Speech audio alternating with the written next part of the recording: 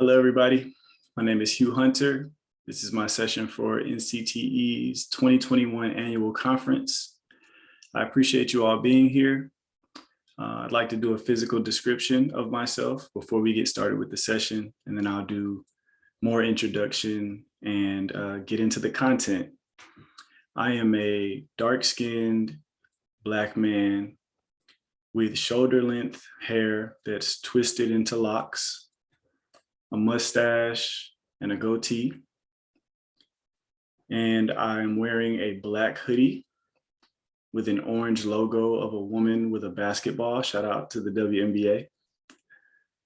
I also have on white and gold over-the-ear headphones. Where I am, it is October 19th, 2021.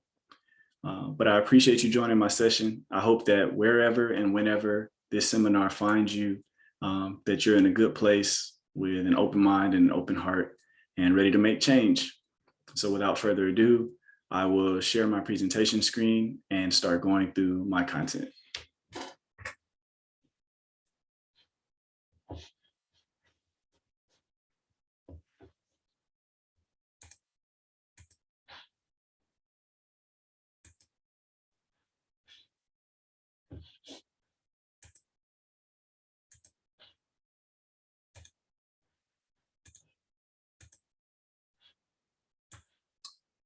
All right, welcome to Abolition in the School and Classroom. There is a photo on this slide of several youth at a protest. They have a school bus that they're sitting on top of and have spray painted the front windshield, and it says, "Use your voice." The photo is by Justin McCarroll, so I'd like to thank Justin for the photo. We're going to be talking about abolition today, and we'll get into explanations and definitions of what that is and how it can be useful in your schools, your districts, your classrooms, and in the society and communities that we live in.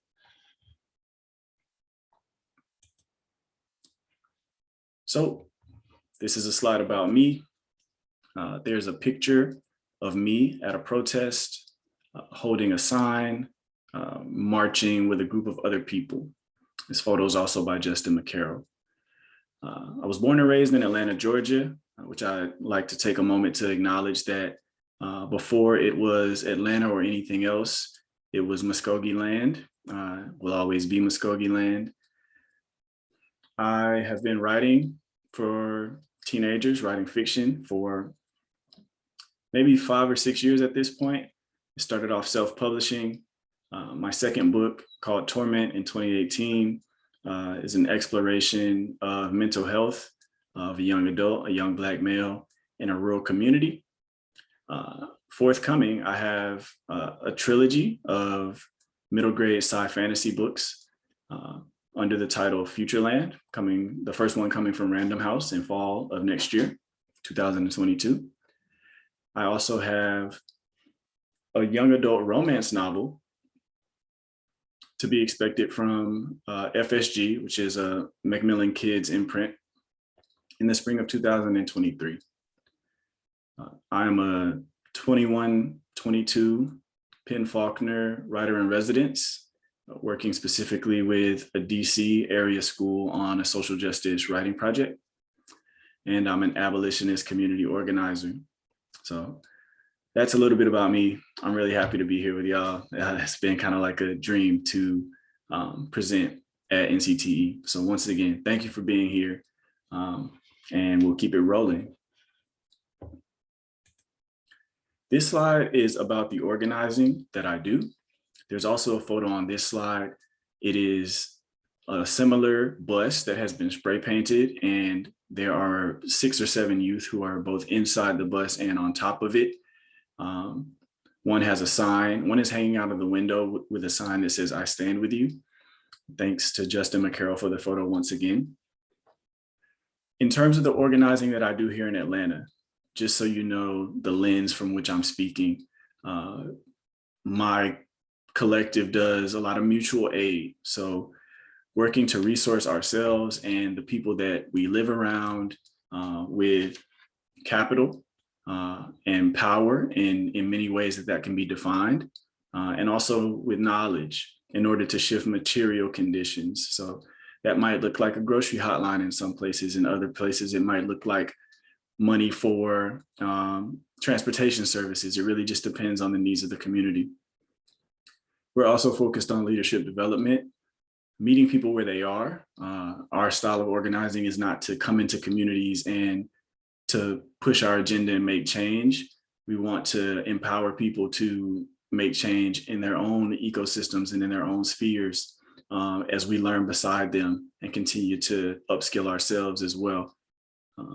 We also have a heavy focus and organizing lens through Black queer feminism.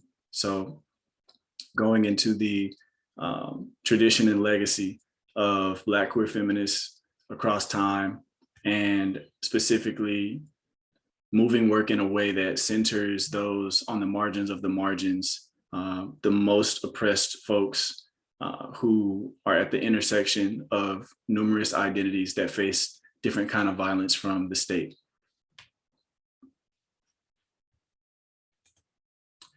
So we have a little bit of an activity that I want to ground with. I know I'm not here with y'all in the present moment, but hopefully you'll play along and entertain.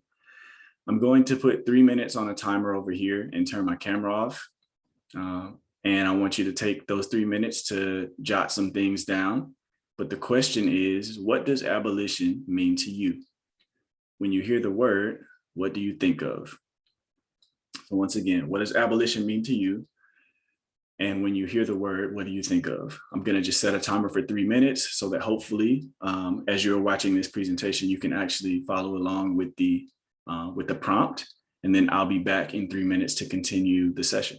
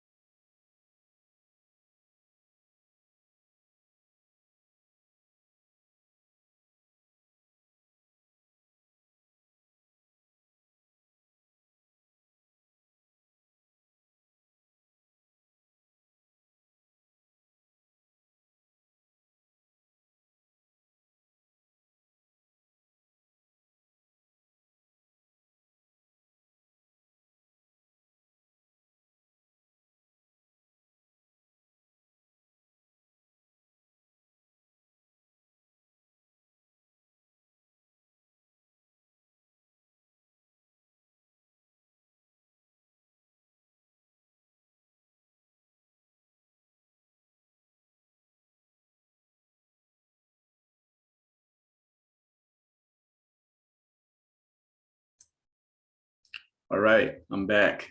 I really wish that I could hear some of your thoughts and answers, but I'll talk about some ways that you can send me information at the end if you have any questions or if you have anything that you want to share. So maybe we can do that asynchronously.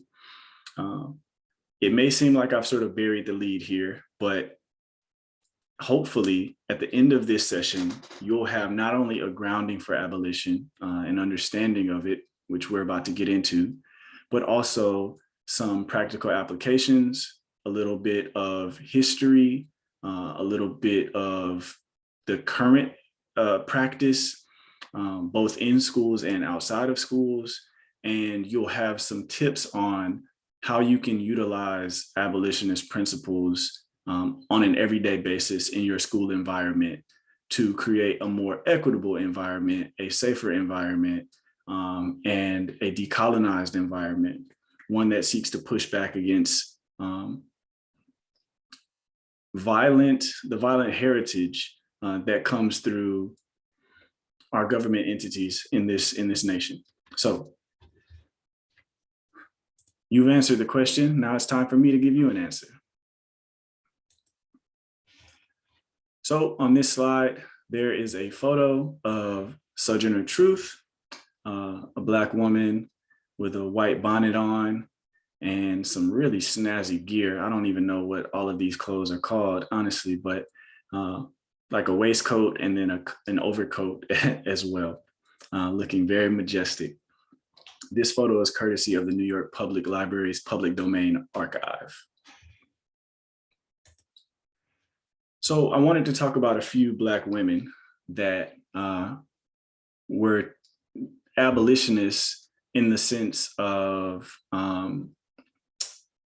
fighting back against the enslavement of African Americans in the United States, the traditional sense of abolition.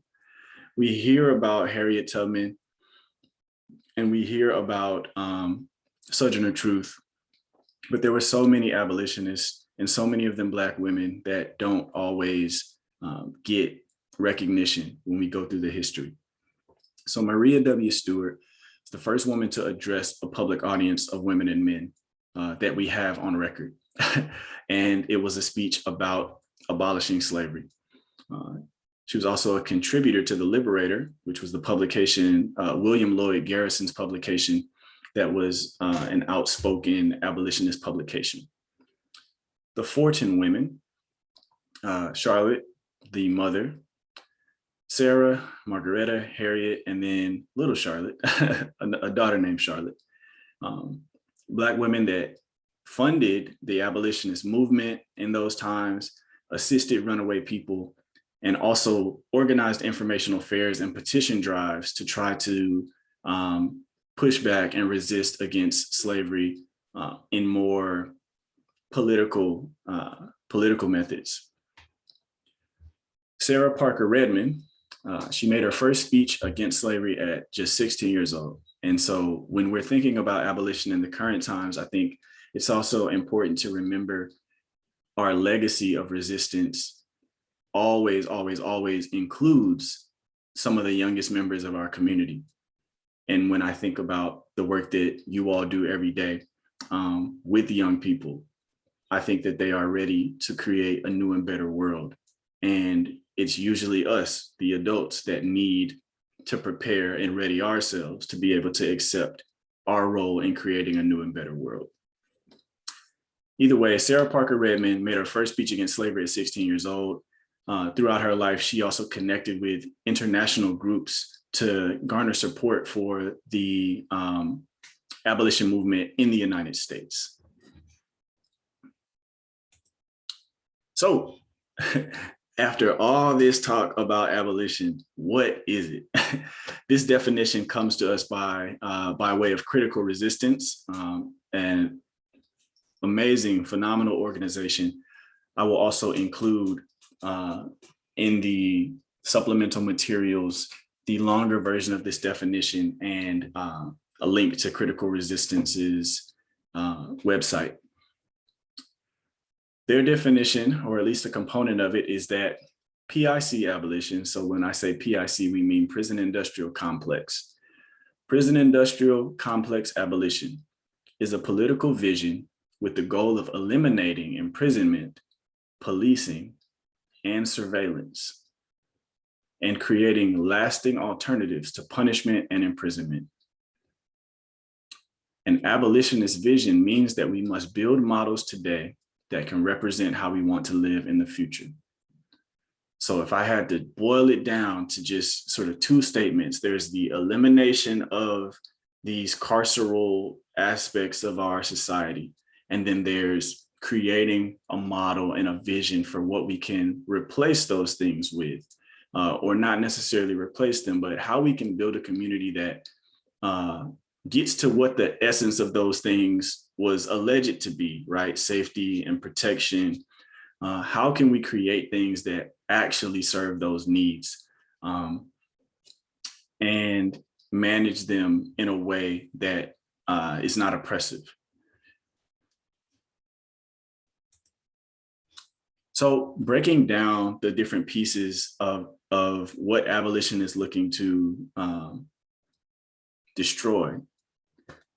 Imprisonment and policing.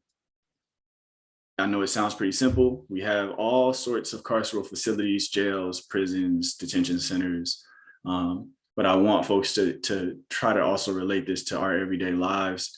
In your everyday lives as educators, sometimes there are what folks call courtesy officers in schools. And different schools have contracts with police agencies. And so there's policing, not just in the figurative sense or the sense of, teachers or administrators doing it within schools, but there's literal policing in schools by police. In-school suspension is another form of detention, detaining students, confining students. Surveillance inside and outside of the school world, as it sounds, right? Surveillance can be technological, but it can also be methods that are put in place that are a bit more nefarious in terms of how folks are tracked, followed, and accounted for with relation to trying to monitor them based on some idea that they are either going to do something harmful or that they have done something harmful before. So things like probation, submission of DNA and other biometric databases, fingerprinting, all of these things would be considered under surveillance. I actually read an article about how some of the laptops that were issued in different districts when the pandemic first started had software that actually ran 24/7 to monitor messages that students sent to one another. And the purpose of this, I'll also provide that article in the after materials, but the purpose of this was stated to be, to make sure that during a strenuous and traumatic time like the pandemic, that if students were having any feelings of, thinking of hurting themselves, or if they were in a bad home environment and they communicated that to another student, that the school could monitor that and somehow make an intervention. But what the article shows, and I think what many of us know, is that there are so many measures of over intrusion that already exist that are not serving the purposes that they are supposed to serve. And we have to really take a step back and consider what we have normalized and what we take to be okay, and think about the greater implications of what it means for privacy and humanity. I think the article provides some very good data and some very good perspective on similar measures that have not served the purpose that they sought to serve, but instead positioned students and people in community for greater oppression simply through the way that the method was applied. And surveillance is one of those things that's almost guaranteed to do that every time. Anyway, back to the factors. Capitalism This is a huge one. Many of our social ills are enabled perpetually by a societal dependence on capitalism, a societal commitment to capitalism. The prison industrial complex also gains immensely from being positioned at the center of, at the heart of capitalism. There are private prisons where folks can invest and increase their wealth based on how many humans are detained and confined and imprisoned in those places. That's just one way. And even if we think about surveillance, right? Technological companies that develop materials that enable that sort of surveillance obviously have skin in the game in the wider web of the prison industrial complex. So its tendrils are far and wide. And when we're talking about abolishing the prison industrial complex, it's an inextricable idea to abolishing the dependence, our community dependence on capitalism. And that is a huge, huge thing that we would have to create an alternative for. How we get the resources that we need, how we share with one another, so on and so forth. And then finally, building alternatives. So radical imagination. This is the fun part. This is where we get to say, hey, that thing we've been doing for so long, it doesn't work, right? Let's get rid of it and let's put our brains together. Let's utilize the skills and talents and resources of everybody that we know to create something even better. There's an organization called PAD here in Atlanta, Policing Alternatives and Diversions. And the organization is committed to figuring out who can be dispatched or who can be contacted when situations happen where folks might normally call the police, and also providing those resources for people. It's a growing initiative. I'm sure all of us will be, super happy to see how the work develops and how many people are able to find an alternative to calling law enforcement when something that law enforcement isn't needed for happens. But that's just one example of radical imagination going into alternative building. So a resource, I want to share my screen again now for a different share. And I want to talk about a platform called 8 to Abolition. So the number 8 to Abolition. And this is a resource that organizers created. And it's basically an 8-step plan on 8 different ways that we could systematically attack the prison industrial complex and things that we can dismantle on our way to total liberation. So I will do a different share now. Just to make sure. Oh, sorry about that.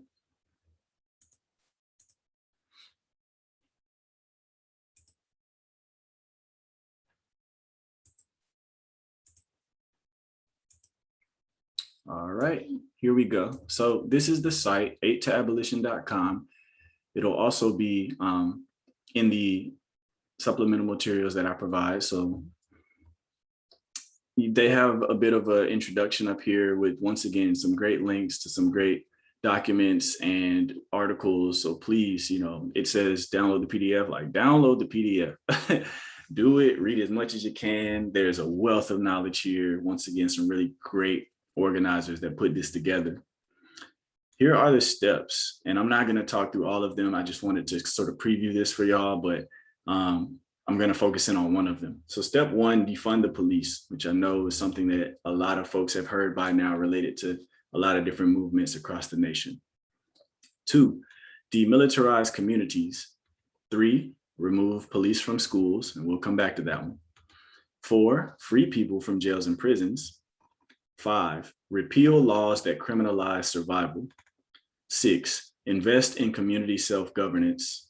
7, provide safe housing for everyone. 8, invest in care, not cops. So that is the 8-step platform. And each of these boxes actually takes you to even more information that breaks down specifically how the creators of this platform propose that we do these things. So we're going to jump into number 3, remove police from schools, because I think it's the most relevant, and then I'm going to keep on rocking with the presentation. So we have a bunch of bullets here, and I won't read them all out, but I want you all to see them, because I think there's so many ways in which the prison industrial complex is entangled into our lives that we don't even think about how they're connected to the overall complex. So the first bullet is, of course, removing police from schools, right? And it's like, okay, well, they're gone. We did what we had to do, right? But there's so many more things. Another bullet is talking about removing surveillance tech, which we've talked about. Disconnecting property taxes from school funding. I could do a completely different presentation on that, and I'm sure that many of you have knowledge of historical, in the areas that you live in, historical discrimination that has put people of color mostly in disadvantageous positions when it comes to trying to secure home ownership, get loans, live in nicer parts of cities that, you know, are better kept up, all of that sort of thing. And so with your property taxes flowing directly into school funding and school districting, if there's embedded systematic racism inside of how those lines were drawn, then that trickles down to that school, and that trickles down to that school experience. In school zero tolerance disciplinary policies. Not much more we have to say about that, right? There's this notion that order needs to be maintained and peace needs to be kept in schools, which, as we're talking through this, we can see sort of the connections of that mentality to treating students as if they are offenders of some grave harm. And zero tolerance policies can have a number of negative mental and emotional effects on students, but even more so, one of the greatest effects, which Monique Morris writes about in Push Out, the criminalization of Black girls in schools, is that when a student is expelled, right, then they have learning loss, true learning loss. They don't have the opportunity to continue their education, sometimes at all, sometimes in a space that is safe. And so knowing that young women of color and young gender nonconforming people of color face the highest percentage of castigation from school systems, it puts that in a different perspective, right? We are disproportionately stealing the right to a public education from mainly folks who are not white and are not straight and are not identifying as boy or girl, plainly put. So once again, folks who are already at the intersection of several identities that for which they are being oppressed are oppressed even further by things like zero tolerance disciplinary policies. Anyway, there's a ton more bullets. Once again, I'll put this in the resources for afterward, but I wanted to share this with y'all because it can teach you way more than I can teach you in the amount of time that we have together. So please do lean into the 8 to Abolition resource. I'm going to go back to sharing the presentation now.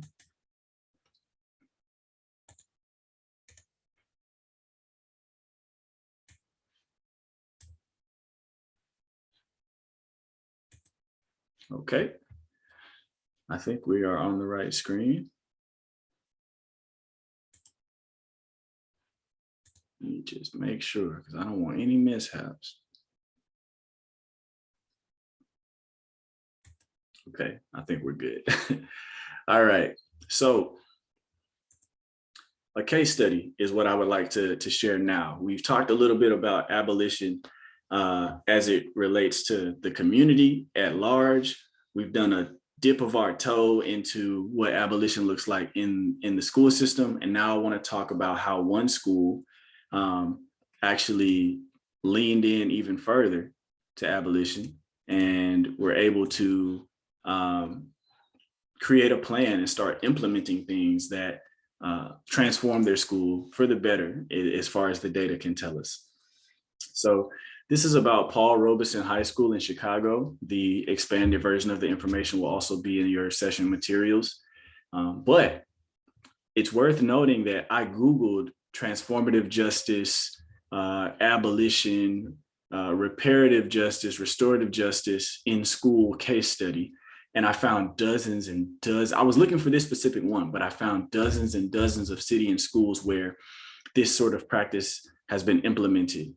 It was heartening because I didn't have any idea that so many schools had piloted a program like the one that we're about to talk about, but also disheartening because it does not seem that they're becoming the norm. And that's something that we're here to talk about and work on. Last thing I'll note is that the expanded version of the case study is only 8 pages long. So once again, if you're going to follow up with any additional learning after the session, I would highly, highly, highly recommend that you lean into that case study. It's so informative and so compressed that it really is worth every moment that you spend reviewing the material.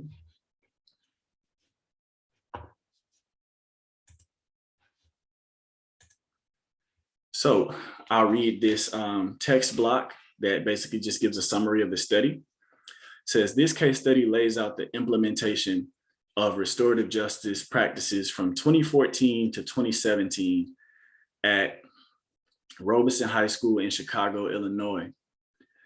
During the tenure of the restorative justice work, the school saw a 93% drop in police referrals, a drop of over 70% in out-of-school suspensions, and a drop by over 60% in student misconduct.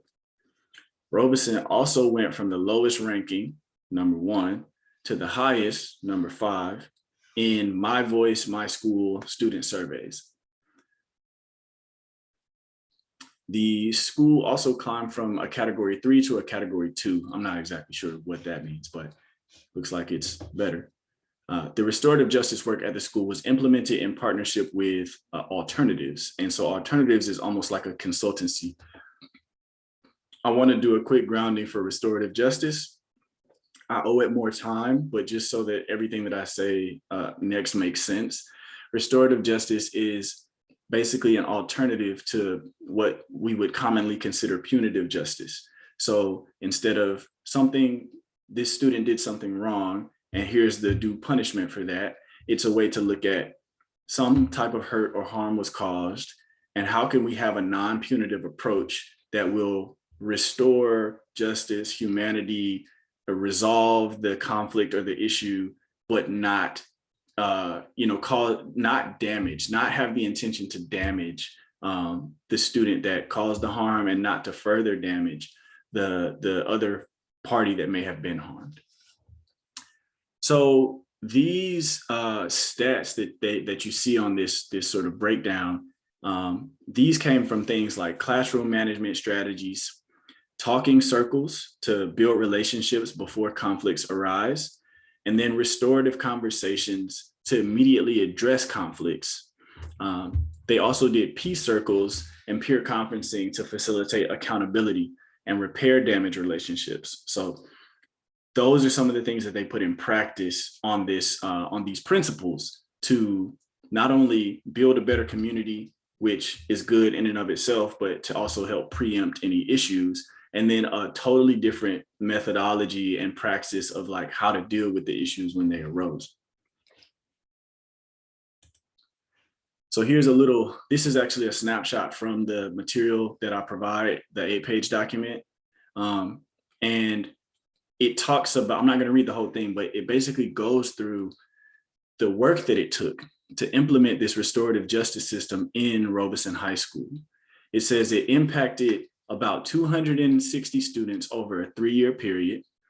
And it talks about basically all the work that it took: 7 all-staff trainings, 36 technical assistance sessions, 175 classroom circles, 266 restorative conversations to resolve issues, 47 trainings for students serving as peace ambassadors, and 9 youth-led school-wide events, among other things.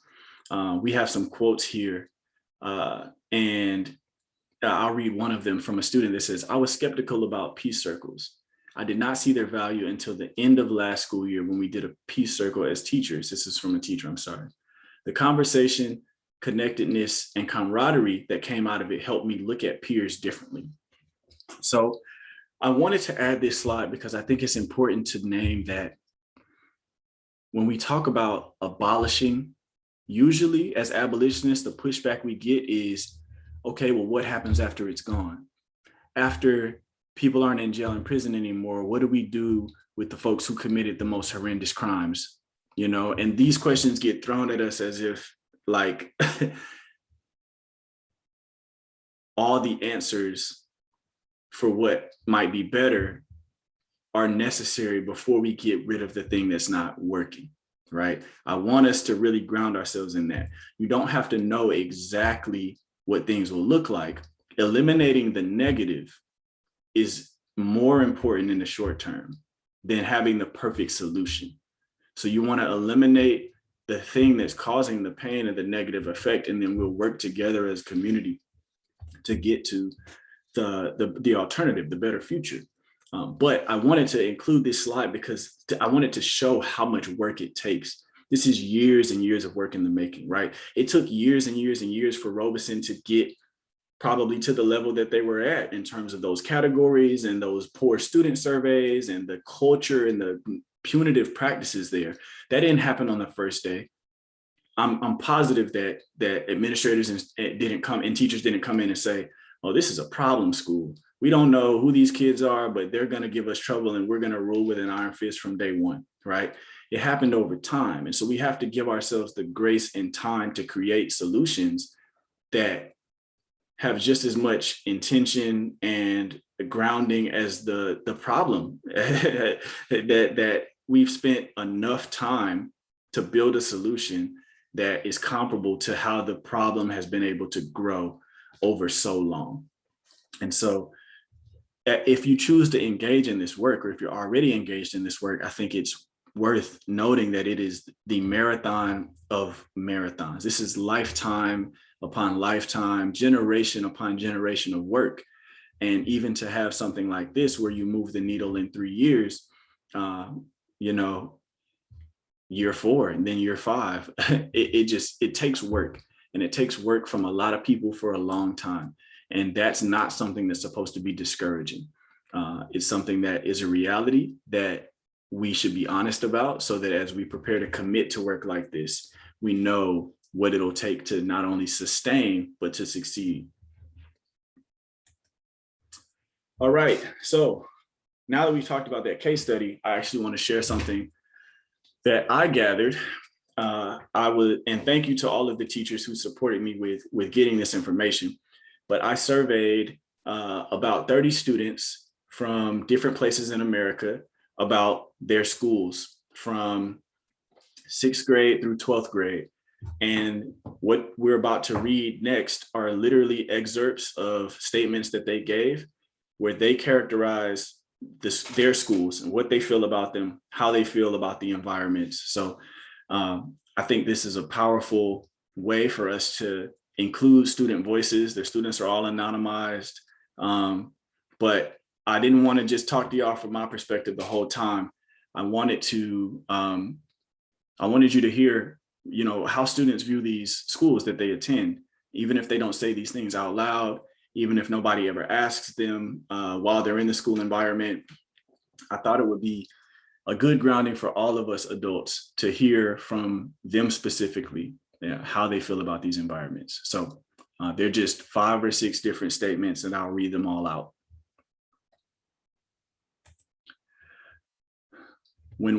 Statement number 1, when one person gets in a fight, then the whole class is in trouble and probably can't do what other classes do because the teacher is already mad and over it.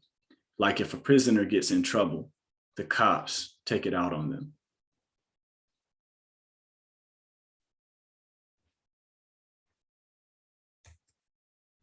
Statement number 2, police, parentheses, teachers, watching over us. We're expected to wear certain clothes, walk in a line on the right side, respect our elders, even though they disrespect us.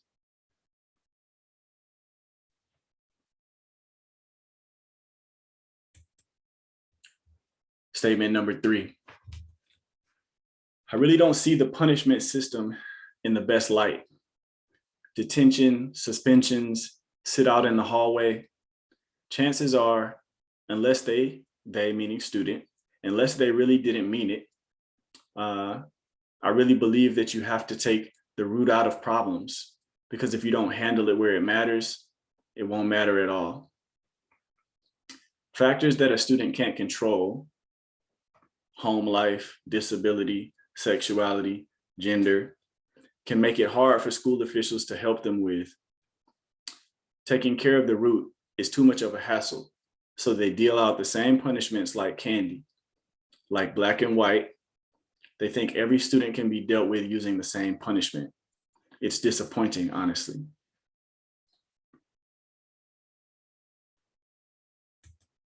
Statement number 4.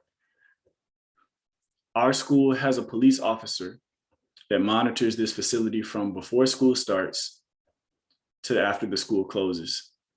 Our school kind of looks like a prison. From the outside, it looks like a 2-story prison with a little bit of detail. We all eat the same things besides buying extra things so we can eat more. And I think we're up to 5. And I think there's this one and another one. Statement 5, money. If you have money, there's a higher chance you are going to get a better education than someone who doesn't have as much money. Same with prison. If a rich white person gets arrested, they will pay bail and get out same day. But if a broke black person got arrested, they wouldn't be able to pay bail or get a good lawyer. If a white student with or without money were to get in trouble for hitting someone, they would most likely just get a day or 2 of in-school suspension, or even just a warning. But if the student is black, the punishment could double. I want to once again remind you that these are all student words and that these are their reflections on their own school environments specifically. All right, and then number 6, which I believe is the last student statement. First thing off, I feel like your life in academics are recorded and looked at like a criminal record. If you have good academic scores, then you go to a better college. Also, if one student gets in trouble, then all the teachers know who the quote troublemaker is. So the student is monitored more than other students. Not to mention we have capital, real police officers monitoring students instead of supporting them. Other teachers really just aren't nice, and all they do is enforce rules more than actually teaching. The next thing is small, but the prison interrogation chairs and school chairs are very familiar in looks. Not to mention the food, parentheses, from what I've seen, is capital, very familiar in menus. Prison buses. Also, you can't bring outside medicine inside of school because even if it has a prescription on it, they always assume it's some kind of drug.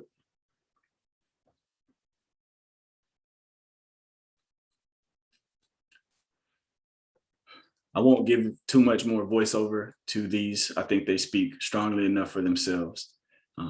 But I hope that some component of the student voices here has reached you and landed with you in a significant way.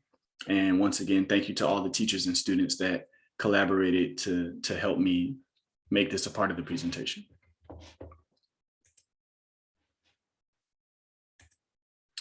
All right, another activity time. And I want to tell a little anecdote.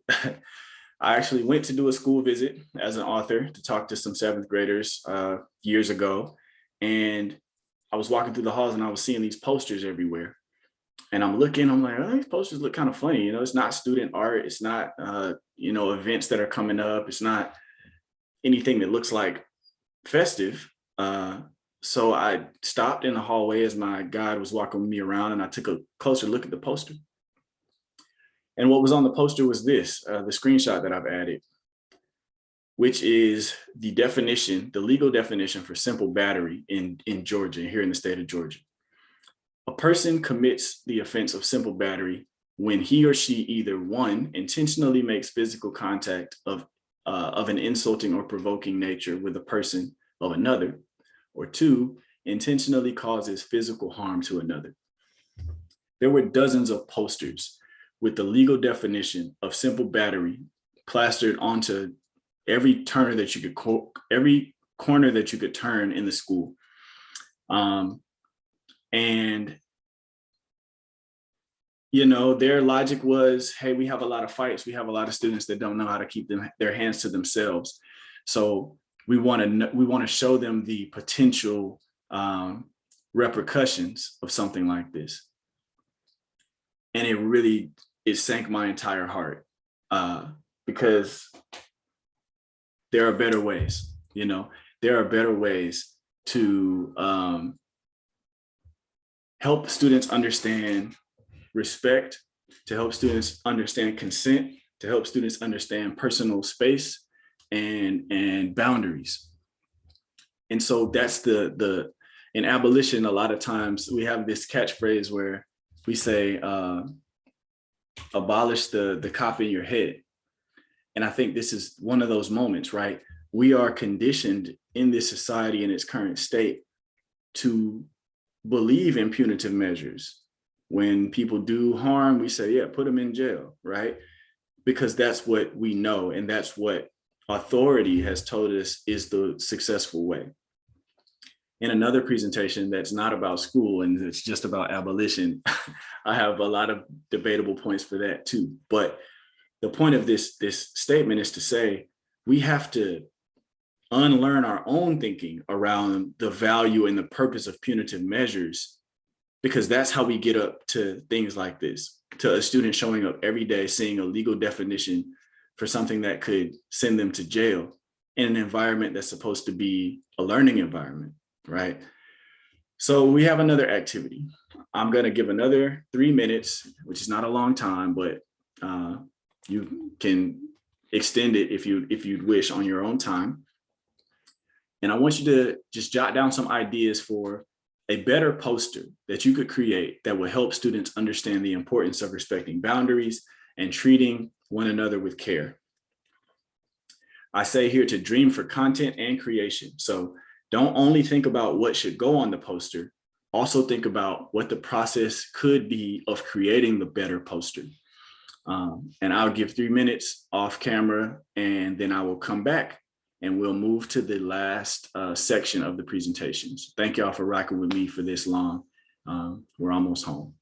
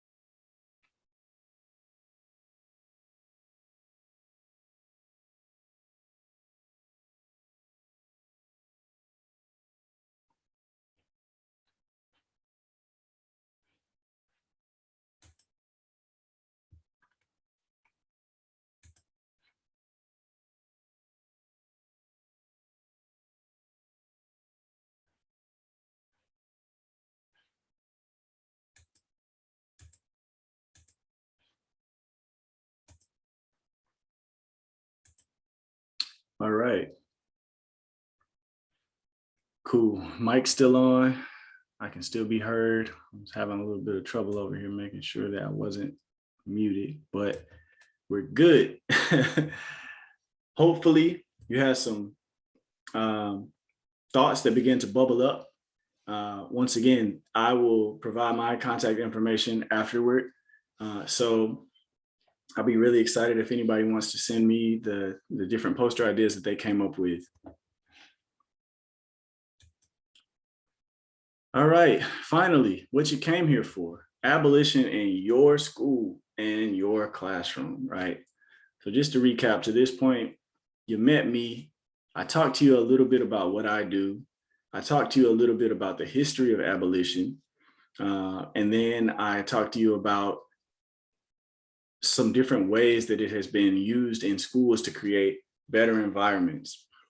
Then we heard from some students, some current modern day students, about how they view the carceral and punitive elements of their current school environments. And now we're about to get into what can we do to change that? So peace circles, talking circles. We talked about this earlier. And to provide a definition, it's a non-hierarchical, facilitated conversation that promotes community and trust. So this is something that training for would be really helpful, right? It's not as easy as it sounds to facilitate a peace circle or talking circle, but you don't necessarily need, continuing ed hours. It's something that I feel like you could get a grounding for, get some education, maybe participate in one yourself, and then come out of it as, a classroom elder who can hold the responsibility of facilitating that process. And, it'll be a process of growing together with your students and how y'all want them to look. Restorative conversations, another thing, a similar, but this is not necessarily including everybody. Peace circles and talking circles are about building community at the class level, and restorative conversations can usually be applied to folks who have been at the nodes of some sort of conflict. So there's a process, there's a transformative process that needs to happen, whether it be with two people or more. And they would need to be led by someone with training who can hold space for all those affected parties and lead them through that transformation. That person may be a consultant, like we talked about in the case study. It may be somebody who is specifically hired by your school to implement that kind of thing. In some cases, it may be the educator, it may be the classroom teacher. But whatever happens, it's really important that this person would have a more extensive training and understanding of how to hold space for this kind of thing and work things, guide things, help young people guide their own things to a resolution, a healthy resolution. Classroom management, dispelling punitive measures within your classroom and creating alternative ways of addressing behavior that aligns, create alternative ways of addressing behavior that doesn't align with community agreement. So when behavior happens that doesn't align with the standards of the classroom, and I'm not talking about the standards that the school sets or the standards that you want, I'm talking about the standards that all students have a process in creating and therefore have a greater investment in abiding by.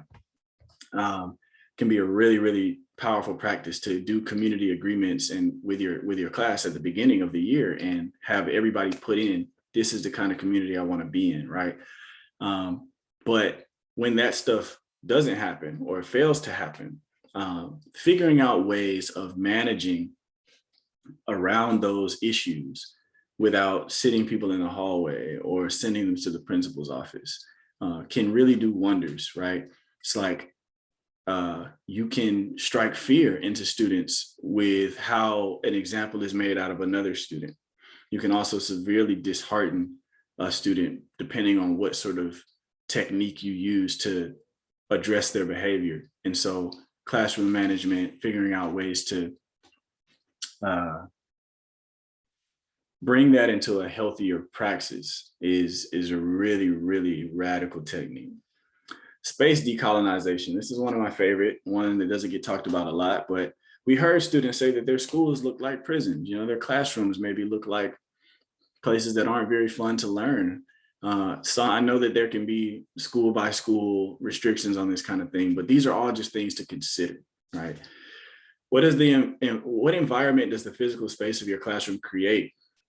Maybe you can realign it, or maybe you can just give students more choice into how that manifests. And even something that seems as small as moving stuff around or giving students the ability to position themselves, having that autonomy over their body in the space to position themselves in a certain way, is a resistance against what we consider our norms that may not be good norms, useful norms, or healthy norms. A couple more for you. Shared learning. Decolonizing curriculum is difficult. I am not a full-time teacher. I revere y'all. I have a lot of respect for y'all, not only in what y'all show up and do every day, but also for the things that you show up and try to do or want to do, that there just seems to be too much red tape or barriers to getting done. So believe me, I am no stranger by proxy, by storytelling of the process of, getting curriculum that's more accurate, that's more representative, all of that good stuff. But a way of resisting might be giving students the ability to, once again, talking about choice of topics to share on. So if you got to teach XYZ and hit such and such standards, maybe there's a space in the lesson planning for students to say, hey, I think this thing is important and I would like to bring it and talk about it, right? You can obviously do some quality control with those things if necessary, but a small way of resisting is sharing learning, and sharing learning that is meaningful to students. Maybe it will even take some of the responsibility of certain concepts that may be introduced off of the teacher and say, oh, this is what a student wanted to talk about. I let them express that to the classroom, and whatever way that you have to finesse it, right? But subversion is sometimes necessary in resistance. Mutual aid, show and tell. Mutual aid, big thing. I talked about it before. Get people the resources they need. Teachers already do a lot of this with buying things for your own classroom so the students can use it. And I know when I was a kid, they used to say, hey, bring a box of Kleenex and a pack of markers to the school, and that'll just be for the classroom. And, that's a form of mutual aid. But maybe it can be formed as a show and tell, where students bring in items or offerings. Sometimes they can be functional things, or maybe they can be sentimental things to share with their classmates. Maybe they can be useful for school, or maybe they can be useful for personal use, but establishing a culture of not only trust, but appreciation and care for these students who are saying, hey, I brought this thing, I contributed this thing to our community, and somebody else needed it and they used it and it helped them. Or I used something that somebody brought and it helped me, can be a simple but really powerful way to get outside the notion of school as edifice, school as system, and bring classroom to community, bring school to community. All right, so a word on power. I want to make a brief aside here, because doing all of the things that I'm suggesting that you do obviously puts you in the control. It puts you in the driver's seat. And, by the fact that you're a classroom elder and by the fact that you're the one getting paid to teach, the power dynamic has already been established. So you're already accountable to your use of power in the classroom. And I just wanted to name that and to be honest about that, because it's easy to say, oh, I went to a session and I learned a lot of stuff and this is what we're going to do, right? But that's going directly against sort of the principles that I'm hoping to convey today. Building alternative worlds and better futures is a community process. We need buy-in, we need consensus, we need everybody to believe in what's happening. It can't just be this older person is telling us what's going to make things better and we still don't have a voice. If that's what you're taking away from this at this point, I want to stop you where you are, because either the thinking is not aligned on it or I've not done a good enough job, but that's not what we want here. So I pulled this from a comic. It's one of my favorite memes. It's from Spider-Man and the X-Men, which is like a limited series comic. It's from issue 2. There's a photo of a dinosaur, a humanoid dinosaur, and then he's kind of hovering over Spider-Man and talking to him. And Spider-Man says, "You can rewrite DNA on the fly, and you're using it to turn people into dinosaurs? But with tech like that, you could cure cancer." And the dinosaur says, "But I don't want to cure cancer. I want to turn people into dinosaurs." So the caption of this slide says, "Interrogate and transform your relationship to power as the class elder. You have accountability. You have responsibility. Those are the things that you lean into. You lean into your accountability to the class as the class elder, as an adult who's helping to guide them through this part of their life. You lean into the responsibility of keeping them safe and other things that are necessary for your job. But you also have power and privilege. And those are not the first things that you lean into. You lean into those accountabilities and those responsibilities first. You have power and privilege. You should be constantly assessing those, redistributing those, and mobilizing them for good. Do not turn people into dinosaurs. Do not be one of those people. All right, so I know whenever we talk about sessions, it's like, how can I learn more? And I've got some recommended reading for you. I've talked about Push Out by Monique W. Morris a few times, so you see a photo of that there. Also be in the after materials. Are Prisons Obsolete by Angela Y. Davis. This is definitely like a little bit of a higher level read. It's breaking down political systems at a high level. So maybe this is reading for you and not necessarily like, the class, depending on what you teach. But could be reading for, your teachers, if you're a teacher, educator, or something of that nature. The really compelling part of this book to me is how Angela Y. Davis frames up crime and criminals. So if you and it's really short, it's like 30 something pages long. So you should definitely pick it up. But that is the part that really, it's another core tenet of abolition, that we all have harmed people and that we all have the potential to harm people again. And it is very likely that it shall happen over the course of life, even if we don't intend it to. So the idea is not that anybody that does a bad thing is a bad person and that they shouldn't be labeled as, oh, crime, this is a criminal now, right? It is a person who did harm during some point in their life. And that harm can be amended, it can be resolved, there's a lot of ways that we can approach it. But the labeling and the stigma around crime and criminals, crime which is highly inconsistent across states, across nations, across genders, and in terms of how it's codified and in terms of how it's the law is upheld with relation to crime. It's highly inconsistent. And so what we get is another term or label or category in which to marginalize people, right? So yeah, if you happen to read that one, I think that really, and it speaks to the student aspect. We heard students talk about, once a student is a troublemaker, they get labeled as that, and then they're monitored closer, right? This is the same thing.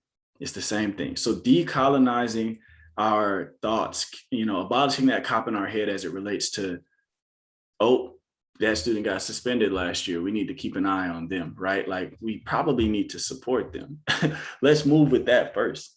Let's think about our accountability and our responsibilities first, not the power and the privilege that we have to exert over anybody else. We Do This Till We Free Us by Miriam Kaba. Like, there's Miriam Kaba very explicitly rejects the cult of celebrity. So I feel even kind of funny saying this, but this is like one of the most famous abolitionists that we have current as a contemporary. And I greatly admire their work. And I really think that just for your personal reading, if you want to learn more, this is an easy read. It's an accessible read. You should definitely, like, about abolition specifically as a praxis, you should definitely pick it up. Colin Kaepernick just dropped a collection of edited essays called Abolition for the People. I haven't read it yet, but I looked at some of the writers, some of the contributors, and they're people that I have read before, and then I would definitely recommend others read. So check that out. And then Pet by Kweke Emezi. So this is the only fiction book, as I'm sure you can see on the list, something that you can read with students, something that you may have already read with students. I think Kweke Emezi is the most brilliant writer writing fiction right now. That's just my personal opinion. And I love everything about this book. As it pertains to abolition, pay attention to how the community is described, not only in its current state in terms of like the utopia that it starts off with, but also how the people in that community were able to make it there. And when problems arise in the community, how is it handled? Look for who enforces laws and who keeps people safe. I think a deeper analysis, like that's not the core story that's happening. It kind of is, but either way, it's not the explicit story that's happening, but I think reading with that lens can offer you some fictional ways with young adults who are ready for this book to some ways to use fiction to communicate some of these ideas and to introduce alternative ways of being in community into the classroom through brilliant, fun to read fiction. So all of those books will be listed in my document as well. Talking a little bit about my work that's coming up, Futureland from Random House next fall. Cover, I cannot share any cover with you just yet, but hopefully soon. If you follow me on my social media pages, then I'll be having updates. But not a book about abolition, but has elements of addressing community safety without the aid of law enforcement. So, when that comes out next fall, it'll be something that, in part you can grab and point to parts of that book and say, oh, here are some abolitionist principles. It also features middle schoolers who organize, which I know we've already spoken about. A lot of young people starting organizing while they're very young. And so I think, especially in the times that we live in now, where that media is everywhere, we see these middle school kids organizing for a just cause, and that might be inspiring to some young readers. At least I hope it will be. Something Like Right. This is a character in the book. Is a light-skinned Black male with a short Black afro and big brown eyes. Quite a handsome guy. Its rendering is by Julie Parks. So shout out to Julie for that. I appreciate it. But yeah, Something Like Right is my young adult romance. It's set in a behavioral alternative school. For those of you who are not aware what that means, sometimes when students are suspended from their school, they have to go to a different school to complete their coursework for the year. And that school is basically made up of students who have been expelled from a bunch of other different schools. So it's set in a behavioral alternative school. It examines the school to prison pipeline a bit, not as a core focus, but something that these students are going through. And it gives humanity to students who've made a misstep, but have an expansive talent and positivity to offer the world. It's a book of my heart for sure. But yeah, coming from FSG, which once again is a Macmillan Kids imprint, in the spring of 2023. And finally, I have an unnamed project that I'm hoping to be working on selling, going on submission soon with my agent. So no due date no date that is coming out or anything like that. Another rendering by Julian Parks. This is a young man in his 20s with some really snazzy cargo pants that light up and some green boots and a Henley. He also has a mystical pet raccoon at his side, at his heel. And this project is about an all Black community with no police and no prisons. They organize and they fight back against an instance of domestic terrorism. And they fight back with magic and talking raccoons. It's a really, really fun book. Hopefully I'll be able to share more about it soon. And hopefully my agent and I can find a great home for it. But just in terms of things to be on the lookout for that are coming from me in the author side of my life, these are some of the things that I have cooking. All right, so as we prepare to close up, want to give some love to where we go from here. There's an image on this. This is a free Canva image that was available to me through the How I Made This presentation. It is just a bunch of hands and feet all in a circle, representing community. Where to go from here? You know, I've given you a lot of information, and I've given you things that you can follow up on and continue to look into. And I've given you things that you could take right now and probably go do, you know, next week in school. But I want to offer just, you know, my guidance of if I was on the other side of the screen, how I would think about approaching things. So my first piece of advice is start with your classroom. In terms of trying to transform any community, start small and implement the change you can control without much disruption. So if you start at the school level, you know, I don't know what type of school environment you're in, but who knows what challenges you may face. Starting at the classroom level may offer you more autonomy over how you can transform things. And, you know, that may be a good primer to get ready to take on bigger battles. Start with care and start with community is my second piece of advice. Trust, empathy, care, and accountability are needed before scaffolding to more complex alternatives. So if you haven't had an opportunity or haven't had the framework to create any sort of community building and deep trust in your classroom and empathy, then that's is radical enough to get started with. Work on the relationships, work on the trust, work on the safety of the space before we go around putting people, you know, in these completely alternative ways of operating. Let's bring everyone together and make sure that we understand why we're here and what we're doing, and that we can trust each other to do it. And then my last piece of advice is to dream and persist. It's not easy. It's not easy, but it's not supposed to be. My people used to say anything worth having is worth fighting for. And so it's a struggle, but it's a struggle that we choose as people that resist, as abolitionists, as freedom fighters, as social justice people, as organizers. It's a struggle that we choose every day. You got to keep dreaming and you got to keep going. So I hope that this has been useful to you. This is me. This is my contact information, HD_TSD on social media, hd@thesoutherndistrict.com for the email, and then thesoutherndistrict.com is my website. So you'll be able to find me, contact me, whatever you need. Thank y'all for rocking with me in my first NCTE presentation, getting to talk about things that I love, talking about writing, talking about organizing, how we can create a better world and a better future. It really means everything to me. I thanked a lot of people during the course of the presentation, but also thank you to NCTE for giving me this platform to speak. Shout out to all my fellow presenters, fellow authors. I hope that this session has given you something. I hope that you're leaving with more than you came here with.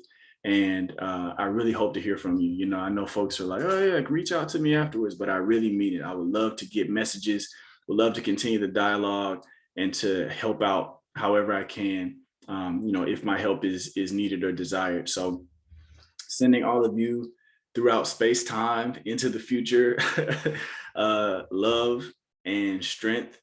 And once again, I appreciate it.